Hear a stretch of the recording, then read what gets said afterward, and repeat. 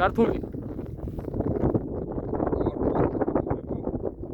უბრალოდ მარადიული კითხვა არსებობს რა. ჩიხითმა თუ ბოზვაში.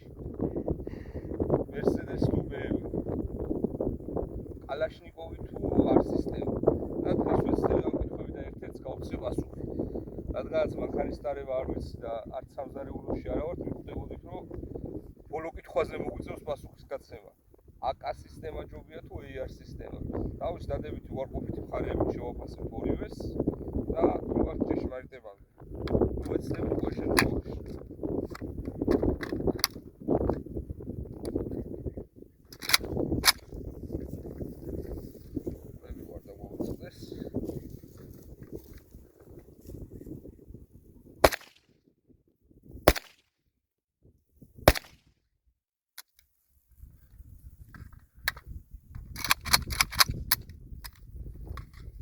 Pause.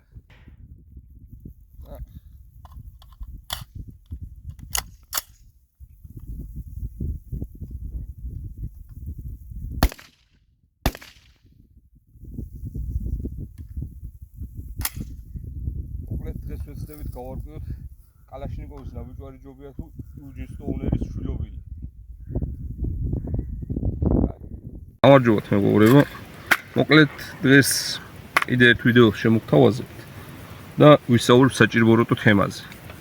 ბევრი ადამიანი მეკითხება ხოლმე მირეკავს თქვენც ხშირად წეთქვა, აი ამ იარაღს მირჩევ, იმ იარაღს მირჩევ. ძალიან რთულია ადამიანს ურჩიო რაიმე იარაღი რა, რომ აი წადი და ეს იყიდე მაგალითად, წადი ის იყიდე და ასე შემდეგ. მოდი დღეს აქ მაქვს განსხვავებული იარაღები, მაქვს ჩვეულებრივი ნახევრად ავტომატური შაშხანა, 2 ცალი. სანადირო იარაღი, ლულულიანი და ეგრეთ წოდებული ტაქტიკური პომპიანი თოფი. ძალიან მინო და ფონო და პისტოლეტის კალიბრის კარაბინი, მაგრამ არ მომუვიდა ეგ. იმაზეც ზედაპირულად ვილაპარაკოთ. თითოეული იარაღის დადებით და უარყოფით მხარეებზე გესაუბრებით, გამოყენების სპეციფიკაზე გესაუბრებით, რომელი რაში დაგჭირდებათ, რომელი რა კატეგორიის ადამიანისთვის უფრო უკეთესი იქნება იმაზე ძალიან მოკლედ და შემდეგ თქვენ თუ უნდა მიიღოთ გადაწყვეტილება რომელი კატეგორიის იარაღი გჭირდებათ. ოღონდ ეს ეხება თავდაცვისთვის და უბრალოდ იარაღის მოყვარულს. ეს არ არის მონადირეებისთვის განკუთვნილი ვიდეო, რომ მონადირეებისთვის ძალიან კარგი სანადირო იარაღის არჩევანი არსებობს და იქ სხვა კითხვა არ არის, უნდა მივხვიდე და სანადირო იარაღი იყიდო. მაინც და მაინც ბენელი, ბერეტა, ბრაუნინგი, 3B, ყველა მონადირეს უნდა ქონდეს გამოცდილიო ამომენ ხოლმე და თქვენ შეგიძლიათ გამოსცადოთ თუ არა თურქული სანადირო იარაღებით ძალიან კარგი. მოკლედ, რომლიდან დავიწყოთ? აქ უკვე ასაკს უნდა ვცეთ პატივი ჩვენ და ჩვენი ყველაზე ხანდაზმული წევრი გამოვიყვანოთ I-18 სანადირო თოფი. ამ შემთხვევაში ან კონკრეტულად ამ იარაღებზე არ ვისაუბრებ რა ეხლა. სანადირო იარაღს როდესაც მიხვალ და არჩევანს საკეთებ, მილიონიანი არჩევანია. კარაბინზე როდესაც მიხვალ იქაც ტაქტიკურ პომპაზე იქაც და ეგ უკვე თქვენი გადაწყვეტა. უბრალოდ თვალსაჩინოებისთვის მექნება ეს იარაღი და გესაუბრებით სანადირო იარაღის რა შემთხვევაში უნდა გააკეთოთ სანადირო იარაღზე არჩევანი. მაგალითად, როდესაც იარაღის ყიდვას აპირებ, უნდა გაითავისო ჯერ ვინ ხარ და რისთვის გჭირდება იარაღი. აი მაგალითად, თუ შენ ხარ სოფელში ცხოვრობ, გაქვს ფერმა, ან ქალაქში ცხოვრობ, სოფელიც გაქვს გიყვარს ნადირობა პოტენციალში განიხილავ რომ უნდა ინადირო კიდეც და ამასობაში გჭირდება იაფი, მუშა, თავდაცვისთვის იარაღი. სიამოვნებით გაუწევდი სანადირო იარაღს რეკომენდაციას, იმიტომ რომ გაგართობს, გასიამოვნებს, წახვალ მეგობრებთან ერთად ინადირებ, ითევზავებ, იქაც გექნება და ლაშქრობაშიც და ბუნებაშიც თუ წახვალ ოჯახით და რაღაცა, მანქანაში რო გედოს თავდაცვისთვისაც იდეალური იარაღი. ასევე სახლშიც თავდაცვისთვის სანადირო ლულიანი თოფი ძალიან მარტივი და კარგი გადაწყვეტილებაა. კანონიერია, ვაზნები იაფი ღირს, შეგიძლიათ სადაც მოგინდება იქატარო და არასოდეს არავინ არ შეეკითხება რისთვის გინდა ეს იარაღი. უფლება გაქვს და მორჩა. საზოგადოებაც მეტნაკლებად მიჩვეულია და ზედმეტ კითხვებს არ გამოიწვევს. თან იაფია, მოსახერხებელია. ასევე ფერმაზე თუ ცხოვრობ, ნადირისგან, გლისგან, რაღაცა ფერმის ცხოველების დაცვა ძალიან მარტივია სანადირო იარაღით. სოფლის განაპირა თუ ცხოვრობ და ეზოში მგელი შემოგივარ და თამამათესური და ამასავით არ იფიქრებ, რომ გელს გაჩვენდაოს და 500 მეტრში კიდე შეიძლება ვიღაც მეზობელი მოკლას. ამიტომ ძალიან კარგი გადაწყვეტა სოფელში მცხოვრები ადამიანებისთვის, ვისაც საუდაცვისთვის იარაღი უნდათ, სანადირო გლუვიანი იარაღი. და მოდი აქაც პირდაპირ ვიტყვი, რომ თავდაცვისთვის იარაღი ცოტა ის თემაა რა. კოლუმბიაში არ ვცხოვრობთ, რომ გამე ნარკოკარტელებში პერესტრელკა ატყდეს და იარაღით მოგიწვიოს თავის დაცვა. რეალურად თავის დაცვა ბუნებაში უფრო გჭირდება, მგელმა არ შეგჭამოს რაღაცა და ფერმერებს და იმათ. და ჩვენც კანონმორჩილ მოქალაქეებს, ვისაც უბრალოდ გვინდა იარაღი და გვინდა თამამად და თავისუფლად და დაცულად ვიგრძნოთ მეტად თავი, გვაქვს იარაღი. ეს სანადიროთი. შემდეგი ახლა გლუვიანებში ვშავთ, მაგრამ ჩემი მრავალტანჯული დერია. პომპიანი ტაქტიკური ეგრეთ წოდებული სანადირო იარაღი. იაფი, სუბუქი, უმარტივესი, უიაფეს 500 ლარების ესე. ზღაპრულად გამძლე იარაღები. ანუ საიმისო ნაწილის კი არ აქვს, იმიტომ რომ რამე გაუფუჭდეს. ანუ ჯერ ხო უნდა კონდეს ნაწილი რომ რაღაც გაფუჭდეს. ერთი სასყლეტი აქვს და ერთი დიდი რკინის ჩამოსხმული ბოლტი. აი ეს რასაც ხედავთ. მეტი სხვა მას არაფერი არ აქვს და რა ჯანდაბა უნდა გაუფუჭდეს შიგნით. და ლულა კიდე ტრუბა. მე თვეს ბუზი მომაკლები მიხა. საი ამე იარაღს ვეძახ ხოლმე ბოდიშის გამოთქმაზე, მაგრამ სათრევ იარაღს. თუ ხარ მოლაშქრე გიყვარს ბუნება, მოტაქტიკურო იარაღი გინდა, არა ხარ ზუსტი სროლის და ტაქტიკური სროლის და იმის მოყვარული და რაღაცა და უბრალოდ თავდაცვისთვის იორღა მუშა იარაღი გინდა, ხან ჩანთაში ჩააგდო, ხან მანქანის საბარგულში ჩააგდო, თაში წახვალ ხონდეს, მე სადღაც გაიჭედები და ჩემსავით დააგორო, დინარეზე წახვალ სათევზაო და წყალში ჩაგივარდეს და არ დაგენანოს და ასე შემდეგისთვის. იარაღი თუ გინა საჯახიროთ, აი მოკლელულიანი პომპა 500-600 ლარის ფარგლებში არის იდეალური გადაწყვეტა რა. ზე გადაწყვეტილებაა და ფასში მართლა მუშა იარაღები შეიძლება. აი 500 და 1000 ლარამდე შუალედში ძალიან მუშა 12 კალიბრიანი პომპის ყიდვა შეიძლება და კიდე თუ გაზრდით ბიუჯეტს და 2000 და 3000 ლარზე ახვალთ და არის რაღაც ამერიკული და იტალიური იარაღები იყო საერთოდ. ჩემი ძალიან საყვარელი იარაღი, რა ვიცი, ჩემ ახს უყურებთ და შემთხვევით არ მოხვედრით ხართ ეხლა და თუ შემთხვევით მოხვდით კიდე გადაახვიეთ და ნახეთ. რაც ამ იარაღს ტანჯვა წამება გამოვლილი, აქ ამის საიმედოობას და სანდოობას საუბრის ადგილი აღარ არის მე მგონი. მომეთანხმებით ამ ხანავს. თვითონ ამერიკული პომპა აქ კაც 2000 და გადაიხადა და მაინც მეთანხმება. 1200? 1200 ლარი გადაიხადა. მოსბერგ მაويرიკის პატრონი ეთანხმება ჩემს მიდგომას, რომ დერია საკმაოდ გამძლე და კაი იარაღი. და ტაქტიკური კარაბინი საბრძოლო იარაღი.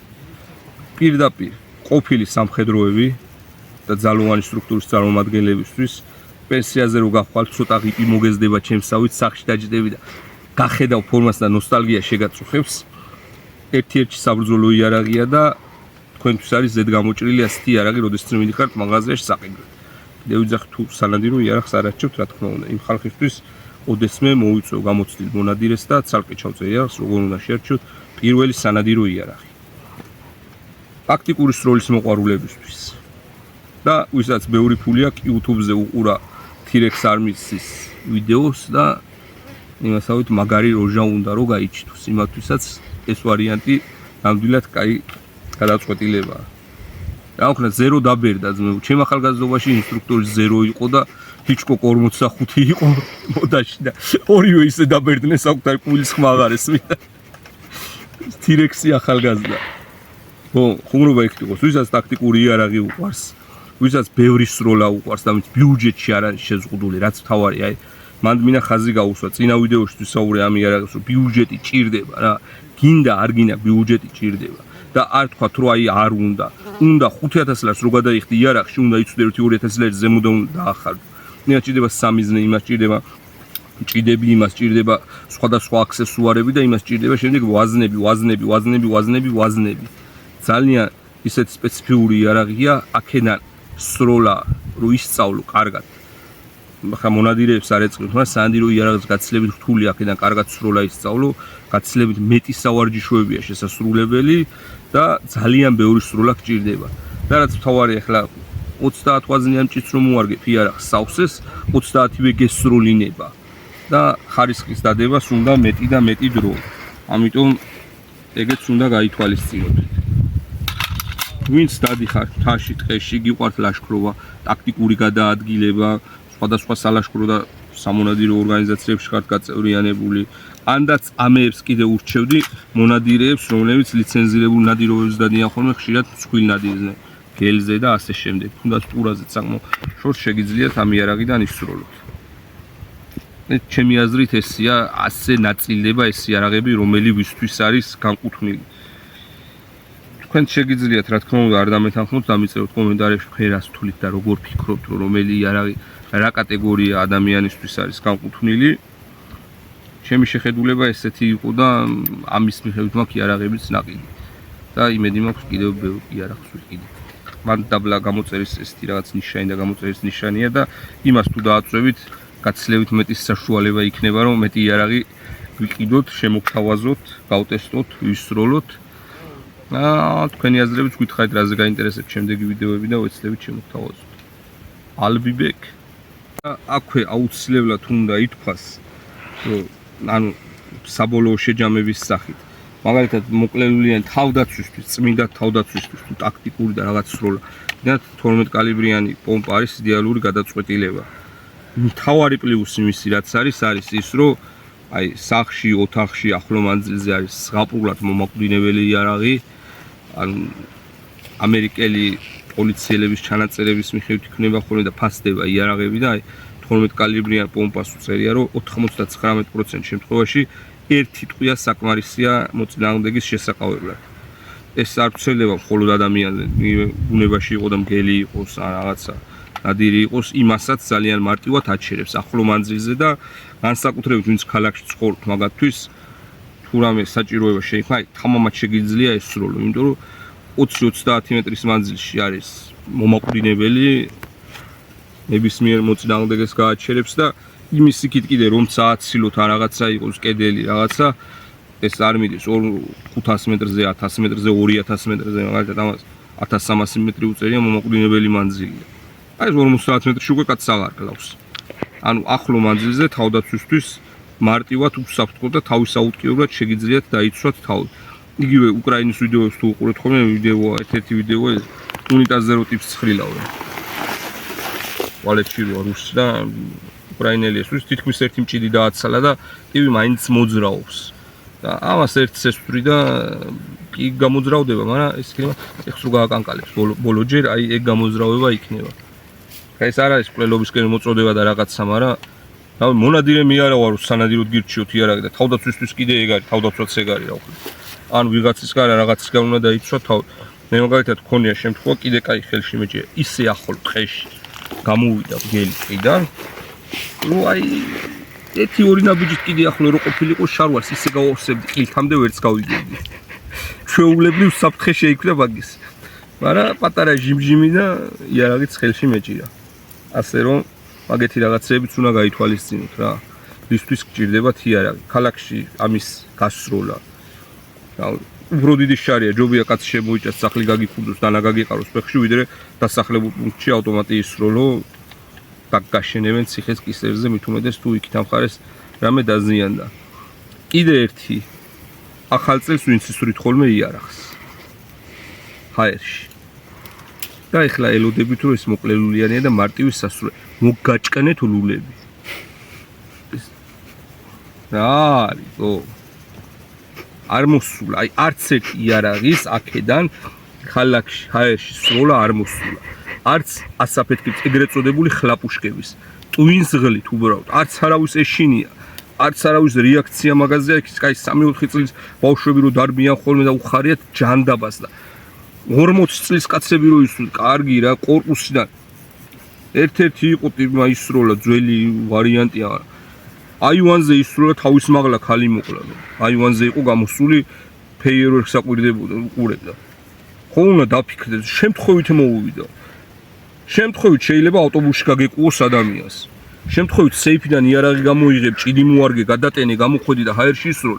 შემთხვევით არა გამიზრუნულად ისროლი და ვიღაცა ადამიანი მოყვა. ჩემი შეხედულება ესეთია რა. არავის პირადში არ ვეხები და შეურაცხყოფას არ ვაყენებ და არ ვეუბნები რომ აი ვიღაცა ჯემალა ღობეგლეჯიაშვილი და სპეციალურად მოკლა მეთქი ადამიანი. მაგრამ ჩემი შეხედულება ესეთია. ხვალ მეც თუ მომივა იგივე ჯვარიმწერია და მოხდება ჩემთანაც მსგავსი რაღაცა, ვიტყვი რომ კი ღირსი ვიყავი. იარაღს წმენდით და გამივარდა. მადონას სერვისია ზემოდან მტვერი გადაარიდო, როგორ წმენდდი მითხარი აბა იარაღს. რა იარაღი იწმინდება აი ას. აჩვენეთ კალაშნიკოვის ფაქტს. მინიმუმ იარაღი რო გაწმინდო აი ამ დონემდე მაინც უნდა დაშალო. აი ამ დონემდე დაშლილი იარაღი როგორ უნდა გაგივარდეს? თუ გაგივარდება მაქსიმუმ ფეხში ჩაგეცეს და გეტკინოს, თუ რა უნდა გაგივარდეს. არ გაგივარდება იარაღი. ყოველთვის მაგას ვიზახებ. იარაღს კი არ წმენდი და გაგივარდა, თამაშობდი და დაგავიწყდა რომ შიგნით მქონდა ტყვია, თორე აწყობილი დატენილი იარაღი არ იწმინდება. ეგ ხო ყველა მისთვის იარაღი გვყავს არა? კი უბედური შემთხვევა მოხდა და არავის არ უნდა რა თქმა უნდა რომ მსგავსი რაღაცა მოუვიდეს და მოუხდეს, მაგრამ თუ კი არ გინდა ფრთხილად უნდა იყო. უნდა უფრთხილდე იარაღს, არ უნდა მიუშვირო არავის. მე მქონდა შემთხვევა ჩემ მეგობარს სასროლედზე გაუვარდა იარაღი. გამოცდილი პროფესიონალი მსროლელია, მაგრამ აფექტის მდგომარეობაში გაუვარდა. იარაღი უსაფრთხო მიმართულებით იყო მიშველი და უბრალოდ ხრეში აყარა ჰაერში, მეტი არაფერი, 12 კალიბრიანი პომპა. ეგ არის. კი შემთხვევა მოუხდა, აი მაგი ადამიანს შემთხვევა მოუხდა, მაგრამ თავპირში რო დამიმიზნებ იარაღს და მე გაგივარდება, კლაო მაგის დედავატირე კი არ გივარდება იარაღი, ხო? კიდევ ვიძახ, შეიძლება ვიღაცას გულზე მოხდეს, ვიღაცას ეწყინოს, თქვენც მოგსვლიათ შეიძლება, მეც მომსვლია შემთხვევა რომ იარაღი ტყვია ჩამჩა და მე ვნახე და თმები ყალყს დამიდგა, მაგრამ კი თამაშობდი და იმიტომ ჩამჩა. და არ მწხვენია მაგის კონ თამაშობდი, იმიტომ რომ მაშინ ვიყავი 18 წლის, გავიზარდე, ვისწავლე და მსგავსი მაგალითები ვისწავლობ ადამიანი, სხვის მაგალითზე ისწავლე რა, შენსაზე ნუ ვისწავლე. დასახლებულ პუნქტში რო ისური იარაღს, შემთხვევა მოხდა და ვინმე მოკალი კი არა, შემთხვევა მოხდა და არ მოკალი. თორე დასახლებულ პუნქტში აქეთ-იქით ავტომატს რო ატრიალებ, ვიღაცას კლავ, ხო? აბა რა ხდება? ესეც იარაღის სროლაზე და უსაფრთხოებს ცოტა შევყევი ემოციებს, მაგრამ ეგ არის რა, წარეს სიმართლეა და ვიღაცამ უნდა გითხრათ ეგ წარეს სიმართლეა. შემთხვევით გამივარდა ცოტა ისეთი იტონა თქვამია ჩემი აზრით მე. დაშლილი იარაღი არასოდეს არ გავარდება რა. ერე დგანა და ცისფრად თმებს შეღებილი და ცხვირში საყურე გაყრილი ტიპები გამოდიან და ქართველები და არა მარტო ეგენი კაცო რუსეთუმები მით უმეტეს. ქართველები დავთვრებით და ერთმანეთს დავხოცავთ და იმას ვიზავთ და ამას ვიზავთ. მეზობელმა მეზობელი სულით მოკლა კახეთში აგენ იმის გული. 2 კვადრატული მეტრის გულიზე რომ თხილის ტოტი იყო გადასული. იმას რა თუნა იარაღი რა. ან დათრობა და ეს ფხიზელი იყო, მაგრამ აინც ხო? ერთმანეთს არ დავხოცავთ, გვეყარება იარაღი, სისხლში გვაქვს ქართველებს, გენში გვაქვს იარაღი და გენს და სისხლს გაფრთხილება უნდა რა. ხო? მარტო სადღეგრძელოში არა, საქმეშიც. საქმეში გაფრთხილებაც ეგ არის, რომ მოუფრთხილეთ იარაღს და ჩვენ საკუთარ თავებს. ჭკუით იყავთ მომავალ შეხვედრამდე.